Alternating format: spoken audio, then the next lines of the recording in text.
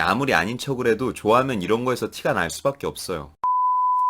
석구리님, 호감이라고 심증은 가지만 계속 애매하게 행동하는 남자들의 심리가 궁금합니다. 조금만 더 다가와주면 확실하게 알 수 있을 것 같은데 그 사람 자존심이 워낙 세서 그러는 걸까요? 답답해 미칠 지경입니다. 한 번만 도와주세요. 글쎄요, 제가 뭐 도와드릴 수 있는 건 없지만 대신에 몇 가지 해드리고 싶은 말은 있어요. 호감은 있지만 표현을 못하는 남자 실제로 존재합니다. 딱 두 가지인 것 같아요. 하나는 정말 표현을 해본 적이 없는 소심한 사람이거나, 또 하나는 말씀하신 대로 먼저 다가가 표현을 하기에는 자존심 상해서 일부러 가만히 있는 사람이 있을 수 있겠죠. 덧붙여 대체적으로 두 번째 경우인 자존심 때문에 못 다가가는 사람은 매우 높은 확률로 그 이전의 연애에서도 본인이 먼저 다가가서 연애를 해본 적은 많이 없는 사람일 거예요. 보통 여자가 먼저 표현하면 자기는 받아주고 관계가 진전되는 뭐 그런 연애만 오래 왔을 경우가 그렇겠죠. 그리고 모두가 그렇다는 건 아니지만 우선 이런 성향을 가진 남자들은 연애 시장에서의 가치가 높은 사람들인 경우가 많습니다. 여지껏 자존심을 지키면서도 연애가 가능했던 걸 보면 어느 정도 예측되는 부분이죠. 일단 저같이 평범한 남자들은 엄두도 못 낼 행동입니다. 좋아하면 먼저 다가가서 어필하고 잘 보여도 불안할 판국에 그분들은 쫀심을 세우면서도 연애가 가능했다는 거니까요. 그런데 또 아무리 자존심이 센 사람이라도 사람은 사람인지라 누군가를 좋아하게 되면 어쩔 수 없이 티나게 되는 행동이 하나 있긴 합니다. 그게 뭐냐면 상대가 반응하는 만큼은 다가온다는 거예요. 선톡을 보내면 아닌 척 하면서도 최대한 이어가려 하고 작은 부탁이라도 하면 빼지 않고 다 들어주려고 합니다.